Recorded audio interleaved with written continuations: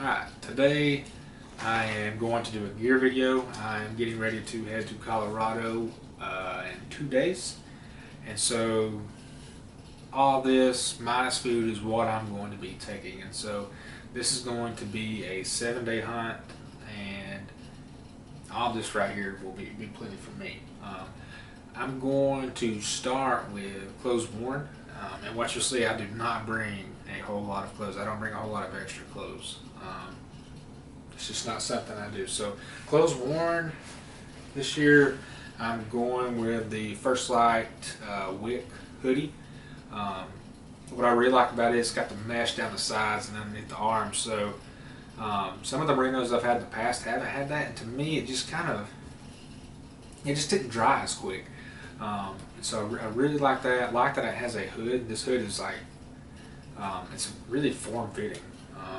As far as going up, I was kind of worried with it having a hood that like it would be kind of floppy and not stay on my hat. So, but it's form-fitting. It's going to be a really great piece. Pants. I go back and forth between two pants. Most of the time it's the Prana Stretch Zion pant, but for this hunt I'm going with the Sitka Mountain pant. It's a little bit heavier in weight, and I decided to go with that, being this is kind of a mid-season. The temps are looking pretty cool, and this pant, it's got a little bit heavier of a finish. It's fairly water resistant. It's got a good bit of stretch to it. So yeah, that's kind of why I went with this pant over the Stretch Zion pant. That pant will be in the truck just in case things was to really go get western on us, so fingers crossed it doesn't. And then we'll go with the boots and socks. I run darn tough socks most of the time. And this is one of the things that I will bring an extra pair of.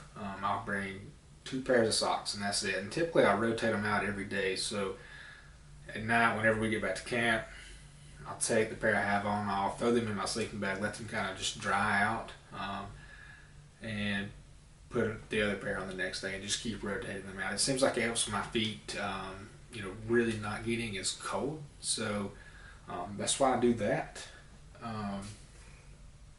Underwear I don't have here, they're actually being washed right now.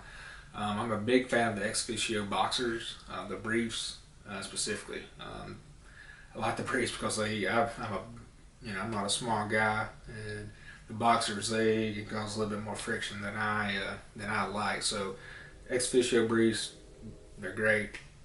It's what I've worn pretty much, I don't know, since I can remember. Boots, these are the Crispy Thors. I've had them, this will be the 2nd year running them. I've been really pleased with them. They're not an overly stiff boot, but they're also not an overly flexible boot. And it's kind of that right, I guess, mixture for me. So, like I said, I had this as 2nd year running them. I've been really impressed, and haven't let me down yet. Extra clothes, let's see, we'll start with, this is just a Kuiu light base layer bottom, merino. I think it's a 145 weight. It's their zip off bottom. These are actually pretty old, but I don't wear these a ton, but I always have them just in case I need them, but I really don't wear them that often. Mid layers, I'm going to go back and forth. I don't know which one of these I'm going to be taking. More than likely it's going to be, this is the First Light Kiln hoodie. It's a kind of a grid fleece mid layer. It's got a hood comes up, kind of covers your face as well. I like it. This other piece here is the Sitka midweight zip tee. And I like it, but it seems to be a little bit lighter than the Kiln, so that's probably why I'm going to go with it. And I'm also a pretty big fan of hoods, so I'll probably be rocking that one over the Sitka one. I'll go over this vest next. This is the 2nd season rifle hunt, so obviously got to have orange vest. So it's just I think it's Cabela's fleece, orange vest. Also, Colorado, you gotta have that top in orange too. So an orange beanie. It's just a Sitka cap. This is a new piece this year, and I'm super excited about it. Really, because I really like the fit of it. This is a Stone Glacier de Havilland jacket, and I'm super excited about it. It's not, got any wind stopper in it, but I think it does still block the wind. It's got a light fleece backing, articulated hood, pit zips. And it also serves as, if I've got a puffy layer on, I can throw this over it if I've got to go through some brush. That way I don't, any puffy, you go through brush, you're going to get holes in it, you're going to feathers everywhere. So super excited for this, and I think it's going to be a great piece. Puffy layers. Also got Stone Glacier Puffy. This thing is super light. It packs down. It's smaller than an Algae. It's unreal. This thing is got tons of loft, and like I said, normally I'm a synthetic guy.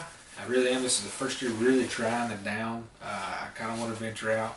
I've been a fan of synthetic mainly because they perform better when they're wet.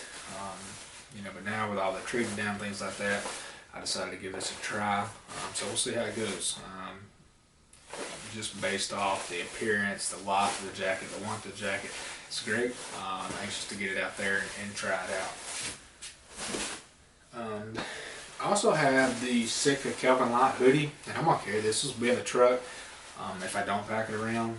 This is what I've used in the past as a puffy layer, been great. But really, it's kind of really a light puffy layer. I don't feel like there is some warmth to this, but if that temperature really gets down there, you really need something a little bit bulkier. Bulkier is not the right word, but with a little bit more insulation in it, and so that's why I decided to go ahead and get the Stone Glacier down jacket.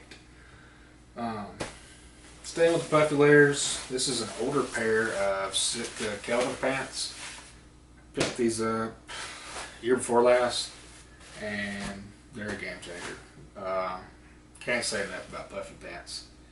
And I mentioned earlier that I don't wear a base layer that often, and this is a big reason why. If I get in the morning, we're going to be hiking. Your body temperature is going to go through the roof, and I don't like having that base layer on. But once we get to the top, start glassing, you're going to want that warmth, and so these right here, like I said, game changer for glassing. Sitting around camp, just great piece. Rain gear. I'm not a big rain gear guy. Like I said, this is Colorado.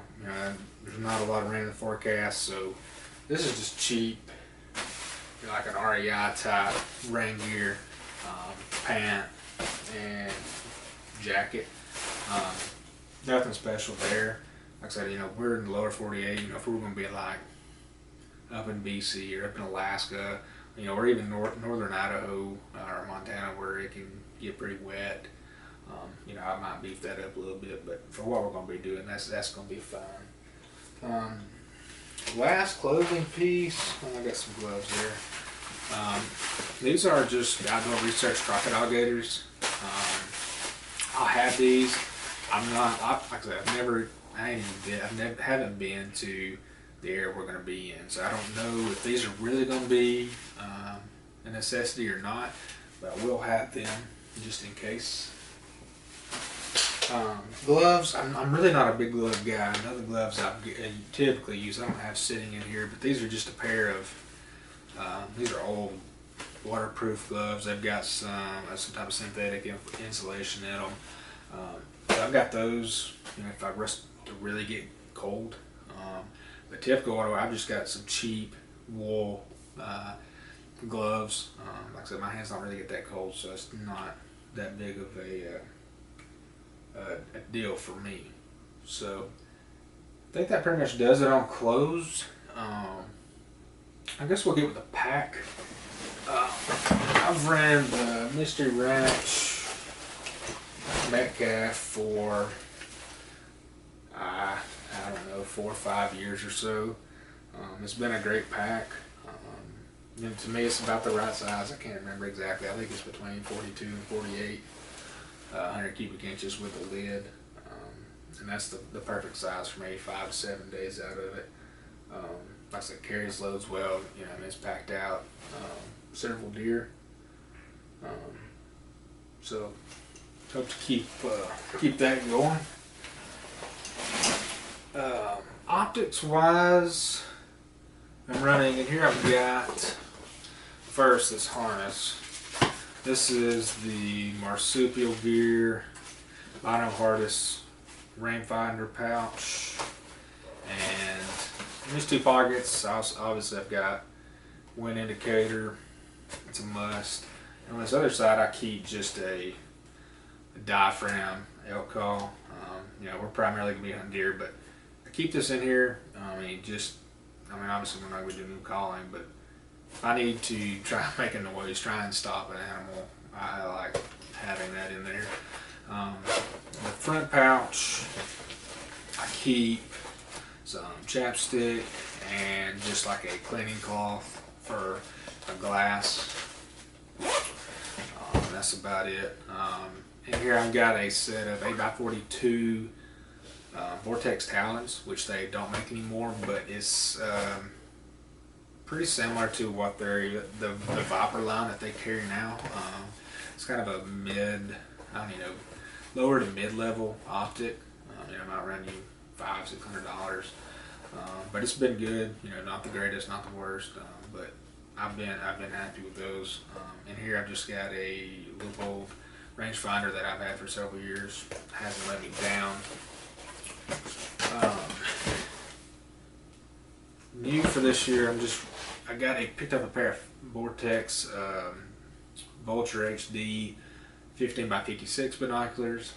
Again, this is kind of that mid-range optic, but it's kind of a starting point for the 15s. Picked them up. I'm not a huge fan of spotting scopes just because I haven't really had a whole lot of experience with them. So that's why I decided to go with the 15s. And on here I've got just a Vortex Bino adapter with an Arcasys plate, which is going on a Ciru 1024 tripod, carbon fiber tripod. It's been a great tripod, and that is topped with a Ciru VA5 head. Great head. Super happy with that. Glassing with binos is really a game changer as far as making me slow down and really pick the country apart. And I feel like you're sitting there holding them, you're like, oh my gosh, I just get tired of holding on them. And with a tripod, you know, you sit there and just dial and just grid and grid and grid, and just don't get tired of it. The last optic piece is this masking pad. This is a Thermarest ZC. Can be a lifesaver, you know, if you got some pretty rough terrain to glass on. You're going to be sitting there for several hours. That's can really save your rear end. Now here I just got some extra wind indicator bottles that I'm probably going to switch over and put them all in that in one bottle. That way I won't have bottles everywhere. Let's move on to shelter and sleep system. In here I've got a Sick Outside Cimarron. This is really not made for one person. This is like I think it's really a 2-person. They call it, I think, a 4-man. You know, you can get 4 people in there, but to me it's really ideally for 2 people, or it's like a palace for 1 person. And like I said, I mean, you're talking, even though it's a bigger shelter, compared to a lot of the tents, even lightweight backpacking tents, this is still fairly light. I mean, you're looking at, I think it's about a couple pounds, and so for the room you get, you know, I think it's hard to beat. Then I don't run much of a footprint. So what I do bring is just a sheet of Tyvek to go down. Kind of helps with condensation. It kind of helps hold some of the heat in a little bit maybe, but pretty much I use the Tyvek as a ground cloth. Sleep system, I've got, this is just a Big Agnes Q-Core insulated pad. It's a little bit bigger, a little bit heavier pad, but I'm a side sleeper and I've got to have a fairly thick pad or my hips are just toast just a couple days into the hunt. So this has been a great pad. Can't complain about it. I did switch up my pillow this year. I have ran the Sea to Summit Arrows, I believe is what it's called. You know, it's a good pillow, but to me it was fairly small, and I just didn't sleep that well on it. I would have rather just, you know, stuck my puffy layers into a dry sack and just slept on that than that pillow. So this year I decided to go with the Climate as their extra large pillow. It's a lot larger than the Sea to Summit pillow, and I'm really anxious to try that out and see how well I sleep on it. Also changed my sleeping bag up this year. The last few years I've really kind of gotten cold in some temperatures that I feel like I shouldn't have ran in, or I shouldn't have ran cold in, so I decided to upgrade, and it's actually in this tote right here, but I've got a Kafaru slick bag, a 0 degree slick bag, and haven't tried it out yet, but I'm super excited to get out there. Everything, but just by looking at it, I think it's going to be a great bag. So you know, the weather's looking like it's going to be pretty cold, so I'm anxious to get out there and try it out, put it through the paces, and be able to give some type of feedback on that once I get in there and use it. As far as cook system next, pretty simple. Just your typical jet bowl. In here I've got one small canister of fuel, and then I've got my long spoon. Gotta have a long spoon if you're eating any type of freeze-dried mountain house type meal. You gotta have a long spoon. You're gonna have a mess on your hands. Here I've got a bowl, and really the only time I use this is if I am cooking some type of oatmeal in the morning. I will eat my breakfast out of that. That way I can keep this jet bowl clean and just use it for boiling water.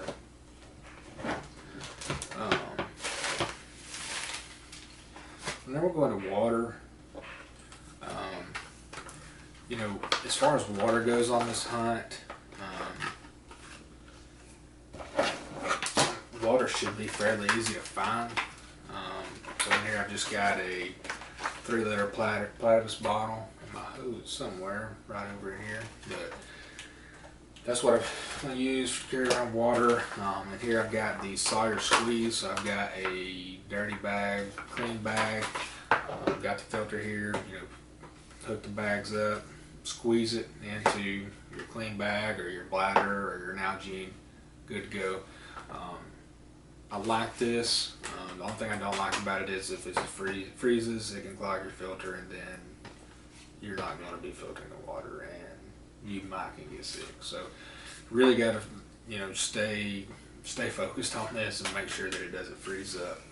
And because of that, I've actually got it in this right here. I also carry Aquamira, you know, the Part A and B drops. I really like that better than the tablets. I've tried the tablets in the past, but to me it really seems like the tablets give a little bit more of an off taste that I don't like. So that's why I go with the Aquamira.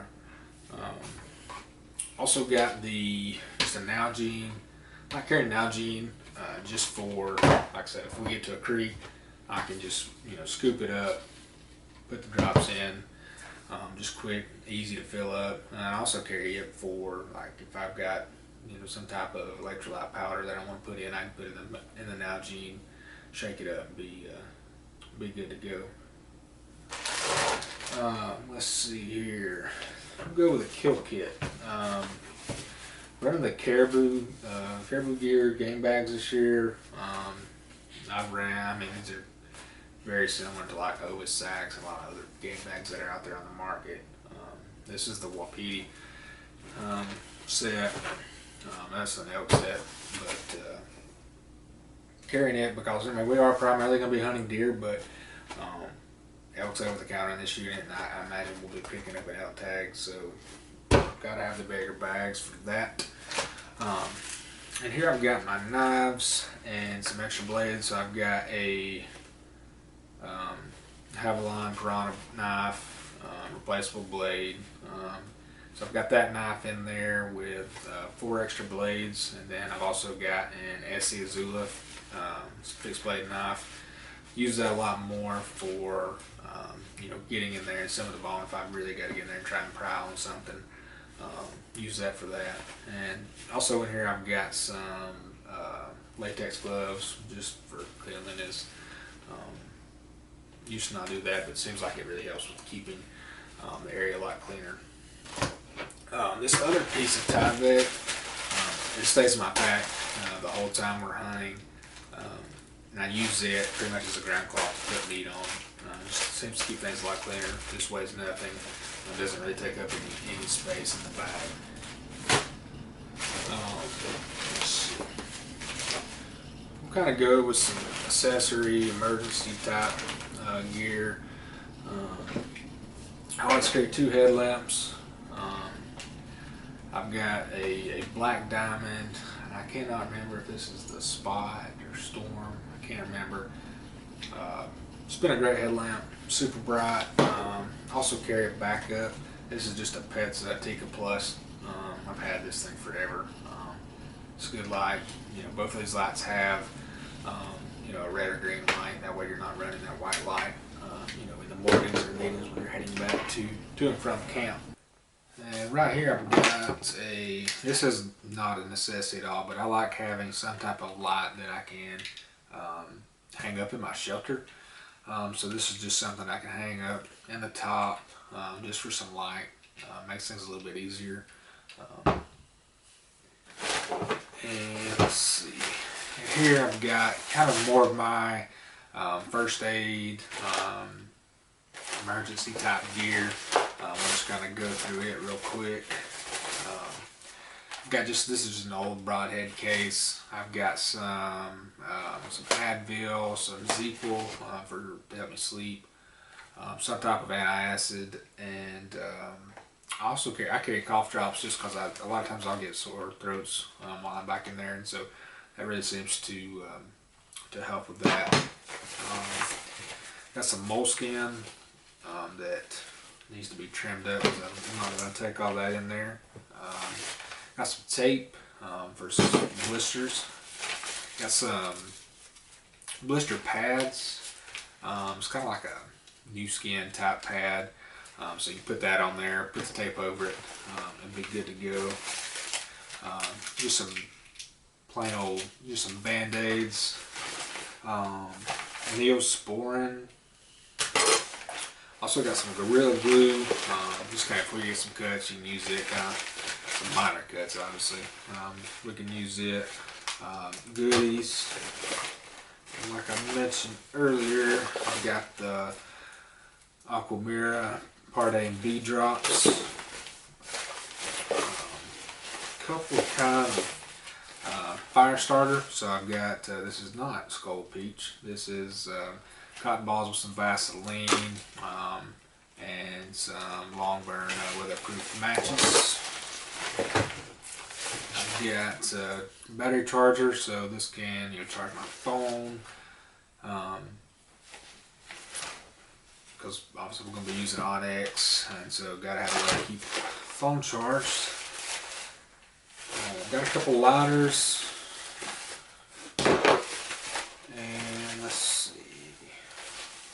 This is something that I've debated on taking out because I've already got the knives and the kill kit, but this is just a Leatherman multi-tool.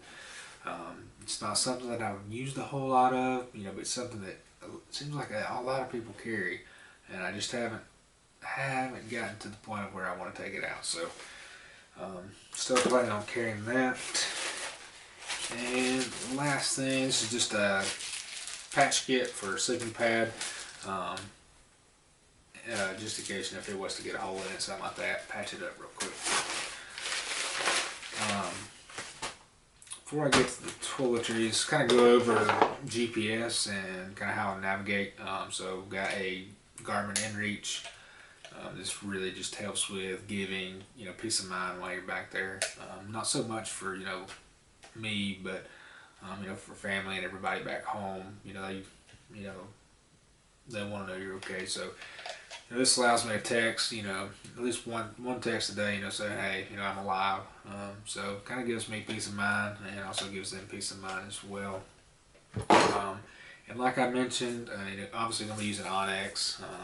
I honestly think that if you're going to be hunting public land, especially in some of these more checkerboarded areas, you've got to have Onyx. You've got to have a way to navigate around, or it's just a guessing game, or you're limiting yourself to larger chunks of public. So definitely a game changer there. One more thing, I didn't hit on optics. I am going to obviously be planning on trying to do some filming on this hunt. So I've got the Sony a6000 that I'm filming this with. Two lenses, we got a smaller, one smaller lens and one a little bit larger lens. Try to do some filming, take some pictures around camp and throughout the hunt with that. And like I said, it's got a Arctis plate on it, or mount on it that I can just slide it onto the tripod, and it's good to go. So super quick, super easy. Toiletries. Everybody's got their own toiletry item. In here I've got some wet wipes. I'm a wet wipe guy. Do have some scent-free deodorant. Does it make a difference? I don't know. I use it. Contacts, contact case, toothbrush, toothpaste, Gold Bond.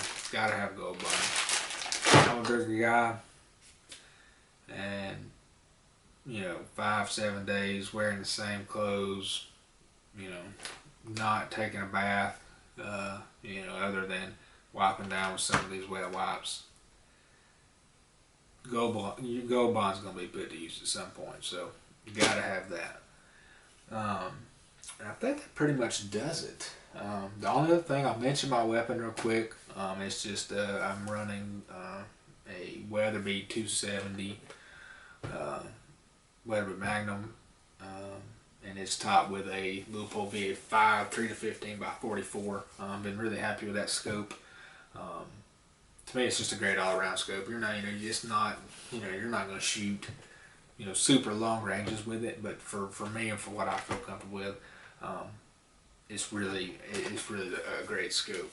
As far as ammunition goes, I'm going to be shooting Nosler Custom, and it's going to be with a 150 grain Nosler partition, obviously Nosler brass. So they've shot well for me, so hopefully I get to be able to put them to use and bring back a mule deer or an elk, or possibly a bear tag. The Colorado lowered the bear tag prices this year, dropped them down to, I think it's $100. So probably picking up that and an elk tag. So super excited. Got to get all this stuff up, get it packed up, and hopefully the next time you see me, we will be on the road to Colorado.